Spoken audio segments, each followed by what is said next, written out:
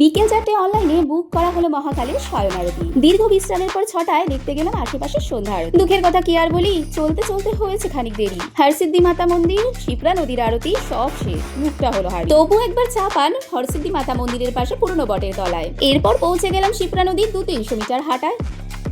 আরতি শেষ, তাই স্নিগ্ধ শান্ত প্রায় শুনশান শিপ্রা নদীর তটে 100 টাকায় অনেক লোক আরতি করছে বটে। হাতে নিলাম একটা প্রদীপ, ওসব দিকে না ঝুঁকে ভাসিয়ে দিলাম ইচ্ছে বলে শিপ্রা মায়ের বুকে। ফিরছি যখন সেখান থেকে হঠাৎ থমকে দাঁড়াই, কোন দিকে যেন চোখটা গিয়ে জিভে জল এলো ভাই।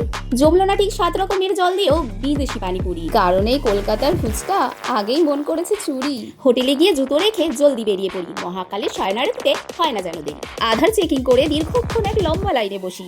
ব্যবস্থাপনা এত সুন্দর, তাতেও সবাই খুশি। প্রত্যেক লাইনের সামনে আছে 1 নাম্বার, অ্যানাউন্স করে নিয়ে যাচ্ছে তাদের পরপর। রাত 10টায় এসে গেছি মন্দিরের গ্যালারিতে।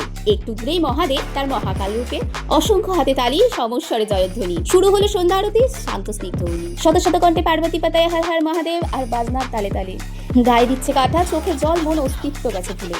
আরতি শেষে দিনের শেষ দর্শন পেতে সবাই পাগল হলো। মন্দিরের দরজা বন্ধ হতেই মন সম্বিত ফিরে পেল। তারপর বেরিয়ে এসে ঘটলো বিচ্ছিরি এক ঘটনা। পরের পর্বে বলবো তা, সঙ্গে থেকেও কোথাও যেন চেও না।